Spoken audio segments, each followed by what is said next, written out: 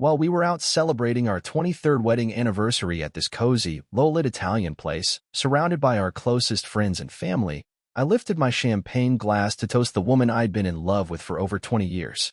Natalie was her name, blonde, self-assured, with that polished smile she'd flash any time a camera was nearby or when she had her eye on something pricey. She looked absolutely breathtaking that night, wearing this burgundy dress that hugged her like it had a secret to keep. My hand gave a slight shake as I raised my glass. Everything felt flawless, too flawless. The golden light bounced off the wine glasses, laughter danced along the shiny walls, and the band played what used to be our song. I told the table I needed the restroom and slipped away. That's when things took a turn I wasn't ready for. As I washed my hands, the bathroom door creaked open, and in walked a woman wearing a deep green dress. She wasn't staff, and I didn't recognize her face. She looked around like she wasn't supposed to be there, then leaned in close and whispered, "Your wife? She slipped something in your drink." My heart stopped cold. She told me she'd seen Natalie pull out a packet and stir it into my glass while everyone was distracted. I just stared at her, half expecting a joke. But she laughed like it was funny. It didn't feel funny. I walked past her and into the hallway, barely feeling my feet touch the floor. That stretch of hallway suddenly felt endless.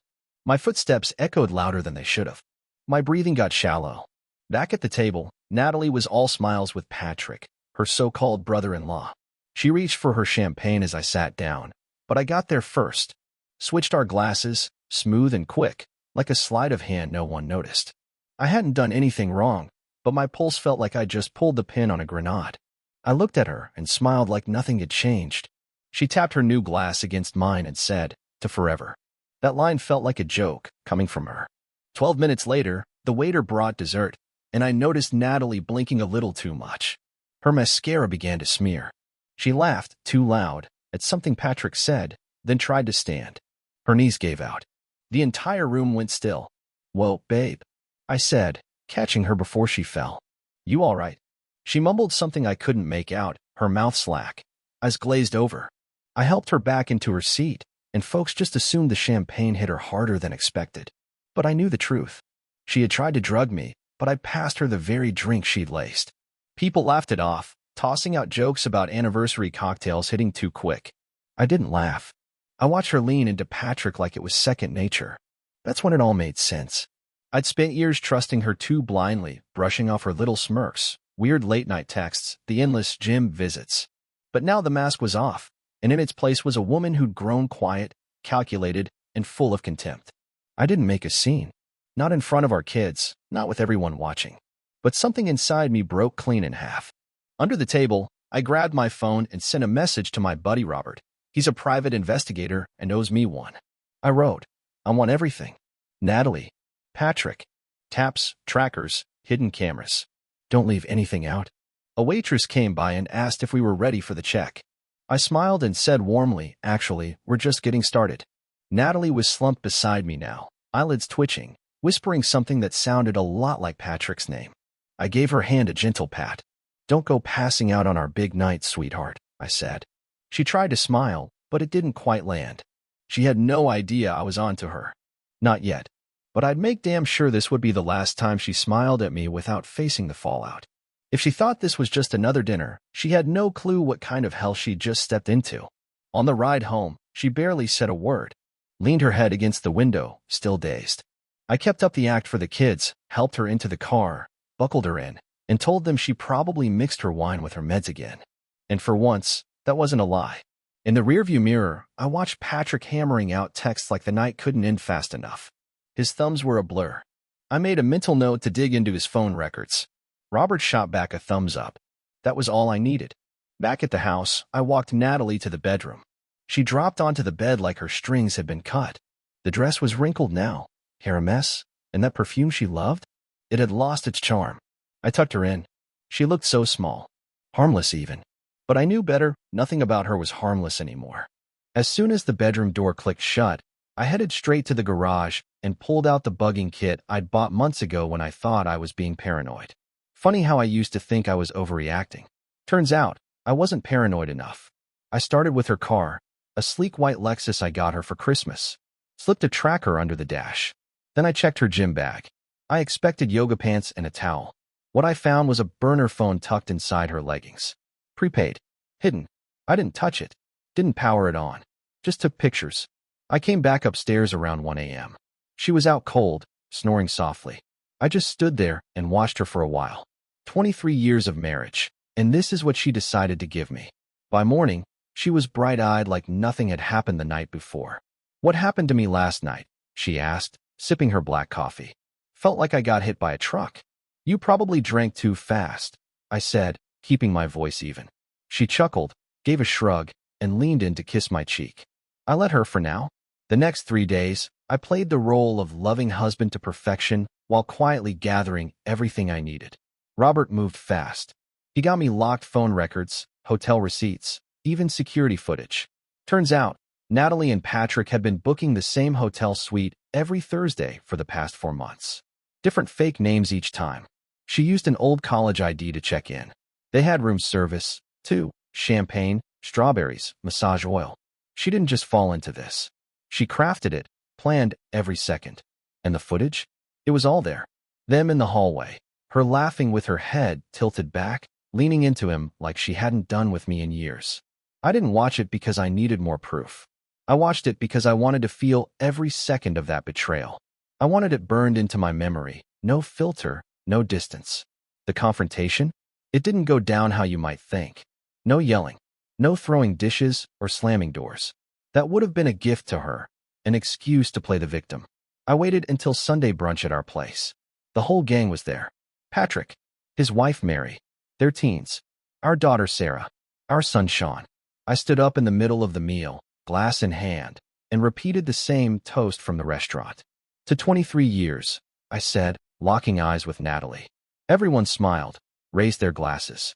Then I added, "And to the guy who's been comforting my wife every Thursday afternoon. Patrick, how's that hotel suite treating you?" Silence dropped like a bomb. Forks stopped midair. Sarah's face went ghost white. Mary dropped her coffee cup. Natalie blinked slow, like she needed a second to pretend she didn't hear me right. Patrick opened his mouth, but I cut him off. "I've got the receipts, Patrick.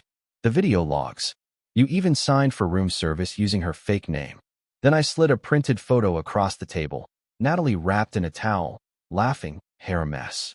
"Nice look," I said. "Too bad you never wore it for me." Natalie didn't fall apart. Nope. That would have meant there was something real left in her. She just rolled her eyes and stood. "Oh, grow up," she snapped. "It's not like we've been in love for years." Everyone stared at her. She kept going. "Don't act surprised. You've been boring since 2016. I stared at her, barely believing it. "And that gave you the right to drug me?" "That was just to help you chill the hell out," she said, dead serious.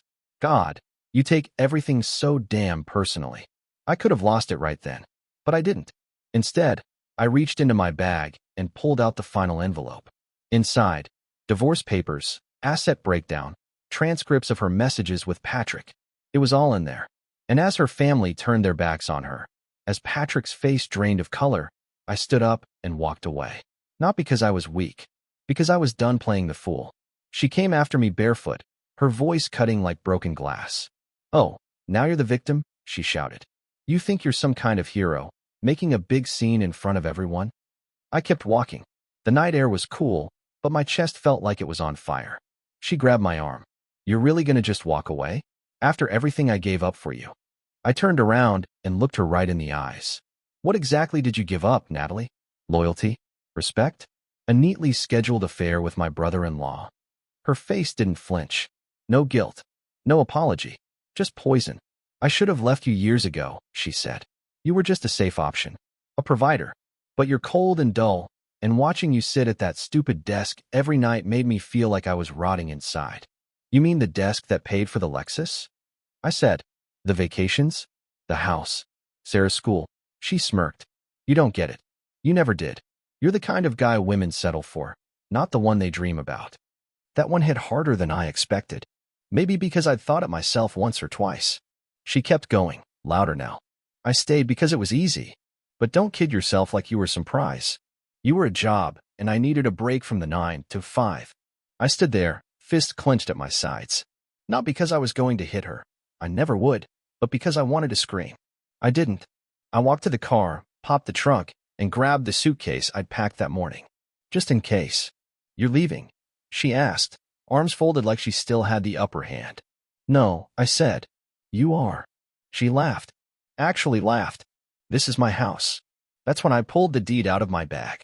The one I quietly transferred into my name months ago when I first felt something wasn't right. Not anymore, I told her. That smug little laugh of hers vanished instantly. I saw this coming, I said. And I've had plenty of time to get ready. While you were busy sneaking off with Patrick, I was lining up every single piece. I kept my voice steady, cold. So let me break it down for you. You're going to pack a bag. You're leaving tonight. And you're signing the divorce papers. No alimony. No fight. I've got the texts, the footage, even the stuff you slipped in my drink. For the first time, her face actually dropped. She knew I wasn't bluffing. If you push me, I will burn your reputation to the ground, I said. Your job, your social circle, your little curated image. I'll turn it all to ash. You'll be famous for the wrong reasons. She looked at me like I'd grown a second head, like she was staring at someone completely unfamiliar. You're not the man I married, she whispered. No, I said. That man would have begged you to stay. I'm the guy who watched him die the night you chose Patrick. Then I turned and walked back inside. I didn't care where she went. Didn't care who she called or how she tried to spin it. That part of me, the one that still clung to hope, that believed she might come to her senses, that part was dead and buried. Upstairs, I found Sarah sitting on the edge of her bed, knees pulled tight to her chest. You okay, Dad? She asked. I nodded, swallowing the lump in my throat. I will be. She looked like she had a million questions, but couldn't bring herself to ask. I didn't have it in me to explain it all, not yet. Not that her mom had betrayed us in the worst possible way. So I sat down next to her, put my arm around her shoulders, and we just sat there, saying nothing. A few minutes later, the front door slammed. And with that sound, 23 years of lies walked out of my life. The next morning felt like waking up in a stranger's house. There was no sound of Natalie making coffee, no trace of her perfume in the hallway, no high heels clicking across the tile. The place didn't feel empty. It felt clean. Like her leaving had scrubbed the place of something rotten. I sat at the kitchen table, staring into a mug of cold coffee, thinking about all the mornings I thought we were okay. All the nights I stayed late at work, assuming she appreciated the sacrifices. Meanwhile, she was probably whispering sweet nothings to Patrick from a hotel suite I unknowingly paid for. Sarah came downstairs in her pajamas. She didn't say much, just poured a bowl of cereal and sat across from me. Is Mom coming back? She asked softly. I took a long breath. Not to this house. She nodded and looked down at her cereal. I heard what she said. Last night. I didn't ask which part. Didn't matter. Any of it was toxic. She's been different for a long time, Sarah added. I just didn't want it to be real. Neither did I told her. Before I could say more, the doorbell rang. It was Patrick. Of course. No smirk this time. No slick excuses. No fake brotherly charm. Just a man who looked like he hadn't slept in days. There was a bruise forming on his cheek. My guess? Mary finally found out. You already said your piece in front of everyone, he said. Can we talk now? You've got 5 seconds, I said. Thomas, man, this wasn't supposed to happen like this. 4. She told me you two were just roommates.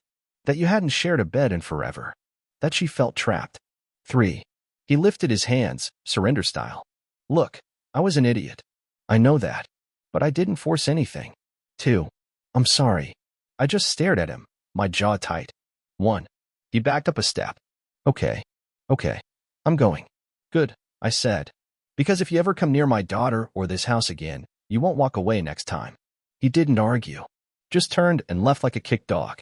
And as I watched him go, I realized I wasn't angry anymore. I was just done. Deep down disgusted. By noon, I'd already talked to my lawyer. Natalie had been served the papers. She hadn't responded yet, but she would. I'd made sure the full evidence package was attached. She could sign and go quietly, or we'd take it to court and expose every dirty detail. Her call. Later that day, Mary called. Can I come over? She asked. She showed up an hour later. No makeup. Red eyes. Looked more real than I'd ever seen her. I didn't know, she said before I even closed the door. I swear to you, Thomas. I had no idea. I let her in. She sat down at the kitchen table, Natalie's old spot. The same place she used to sit pretending to browse Pinterest, probably texting Patrick under the table. I kicked him out, Mary said. Told the kids everything. They need to know what kind of man their father really is. I nodded. I'm sorry you had to find out this way. No, she said, her voice cracking. I'm sorry I didn't see what you were going through. You deserved better. We all did. We didn't say anything after that. Silence again. Seems like that's become a theme in my life, silence and truth. That night, I dug out some old photo albums. Family trips. Birthday parties. Anniversaries. In every picture, I was grinning wide. Natalie always had the perfect pose. But her eyes? They never looked at me. Not really. I gathered the photos, slid them into a box, and sealed it shut with tape. The past belonged in a box now. Tomorrow, I'd start fresh. Without her lies. Without her fake smiles. Without the hollow performances. Just me and the truth, finally. The next morning, I did something I hadn't done in what felt like forever. I took the day off. No emails. No conference calls. No spreadsheets waiting for me. I dropped Sarah off at school like usual, but instead of heading toward the office, I just kept driving. No plan. Just the hum of the engine and a kind of silence that didn't feel empty anymore. It felt like peace. About an hour out of town, I ended up at this lake, one Natalie always called too dull for her taste. I parked the car, got out, and just stood there. The wind had a bite to it. The air smelled like pine and cold water. For the first time in years, I felt like I could actually breathe. My phone buzzed in my pocket. A message from Robert. She's panicking. Her lawyer called mine. She's trying to negotiate. Of course she was. I didn't reply. Instead, I walked down to the edge of the lake and picked up a flat stone. Skipped it across the surface. It made 5 little ripples before sinking. Natalie probably thought I'd fold. Thought I'd worry about the gossip, the headlines, the way it might affect Sarah. But what she never understood was I wasn't afraid of losing her. I was afraid of becoming the kind of man who stayed even after knowing the truth. Not anymore. When I got back home, there was a package on the porch. No return address. Inside was just one envelope, hand-labeled, for when you're ready. I knew the handwriting. Natalie. Against my better judgment, I opened it. 6 pages. Long, rambling, full of excuses. She blamed stress. Blamed boredom. Blamed me. Then she dropped a new bomb. Patrick wasn't the first. There were others. Strangers. People I'd never met. She said she felt trapped in some kind of perfect life I built for her. Called it a golden cage. Said she still loved me, but not the way she used to. Said she hoped I'd understand one day. No apology. No ownership. Just damage control dressed up like vulnerability. I burned it. That night, I sat Sarah down. I didn't give her the ugly version. No hotel rooms, no pills and drinks, but I told her the truth. Your mom and I, we're getting divorced, I said gently. She didn't cry. Just gave a small nod. I figured. I need you to know none of this is your fault, I said. I know, she whispered. Then after a pause, can I stay with you?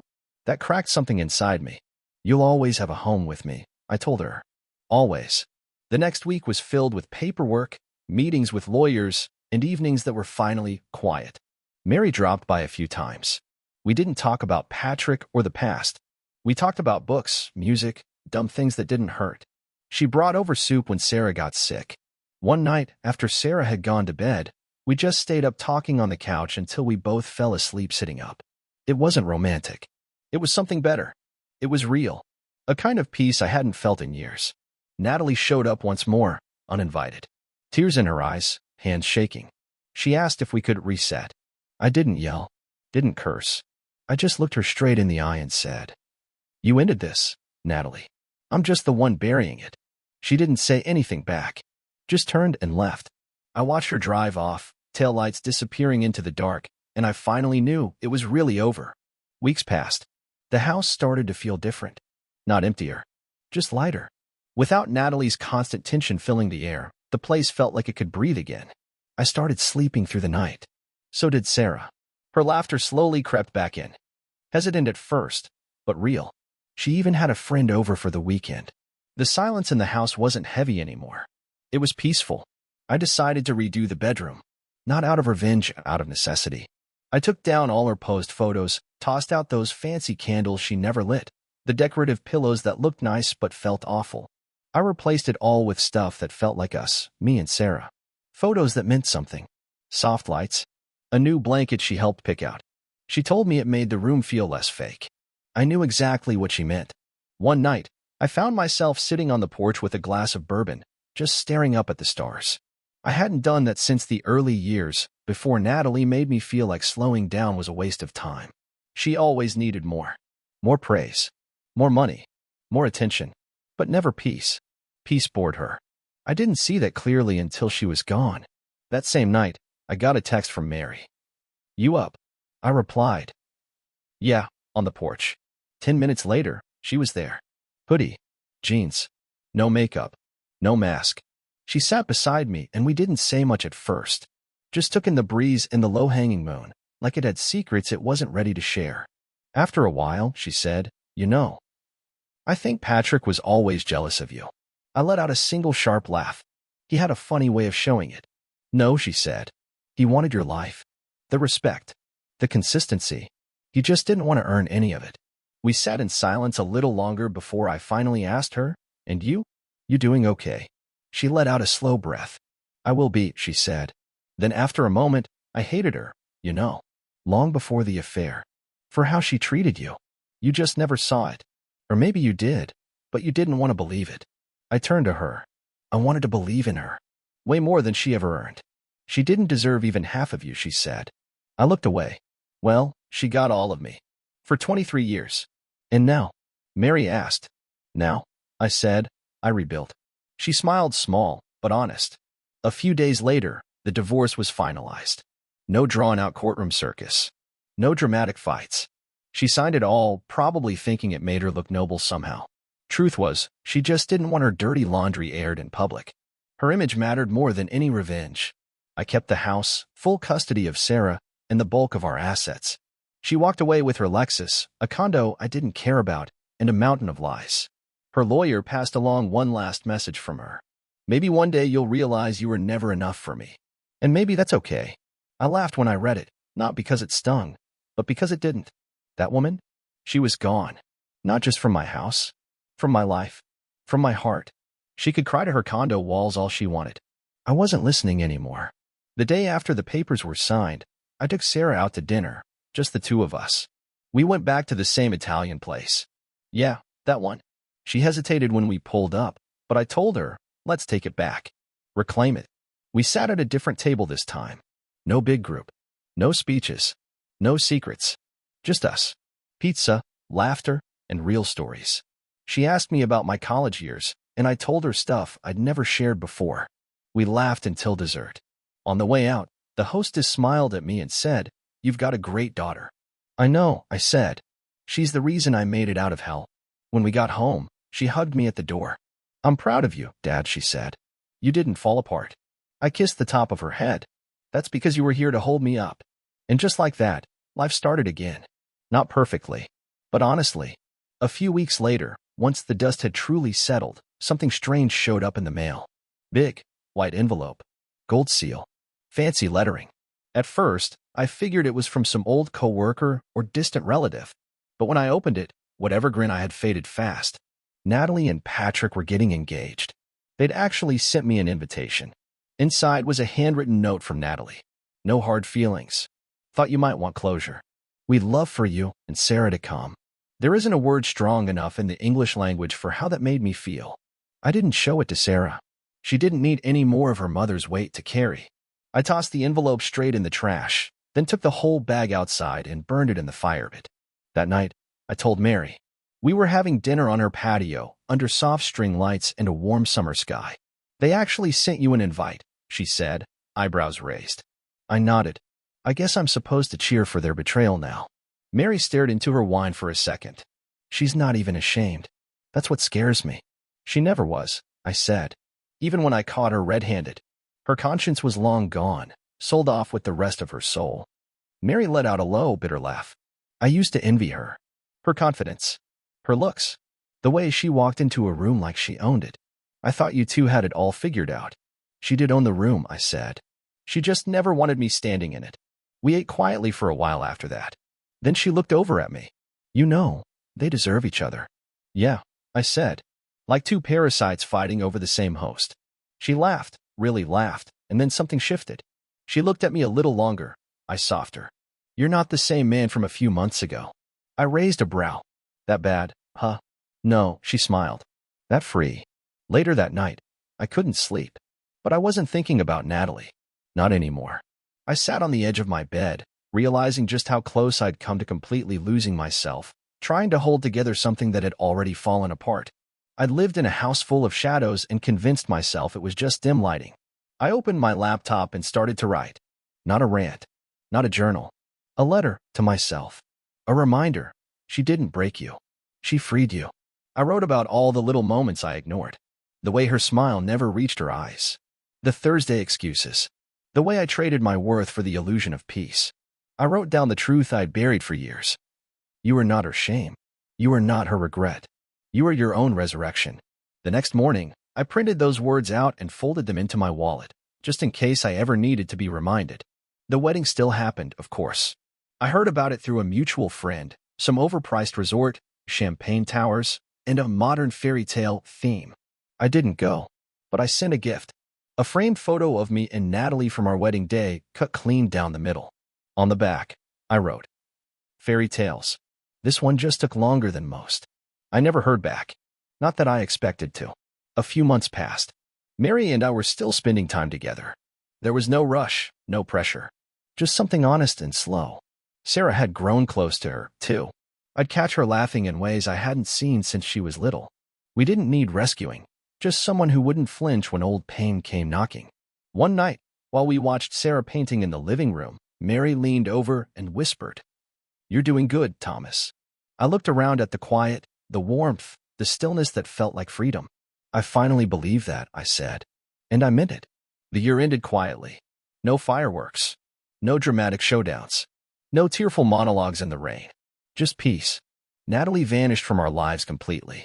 Last I heard, she'd moved to Miami with Patrick. Whispers drifted back, fights, money issues, a canceled honeymoon, even a restraining order from one of his exes.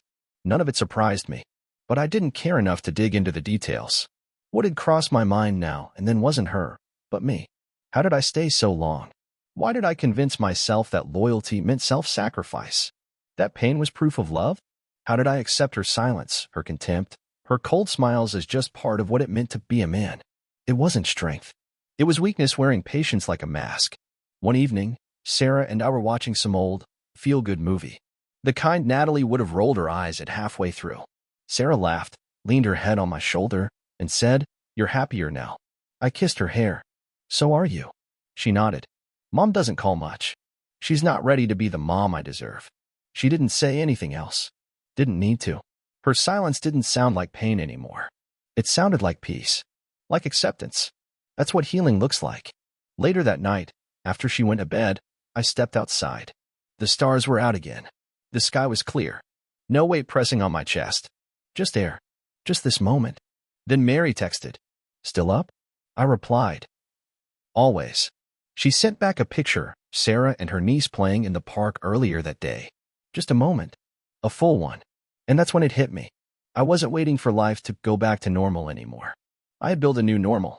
One that didn't revolve around earning someone's approval. A life where love wasn't begged for, it was simply shown. Where I wasn't walking on eggshells, but standing on solid ground. This story didn't end with revenge. Or courtroom drama. Or some scene where she collapses in guilt and begs for forgiveness. It ended with something better. Me. Whole again. Not because someone fixed me, but because I finally remembered who I was before I forgot. And if you're reading this, if you're wondering whether you're crazy for noticing the distance, the excuses, the late nights and half-truths, you're not.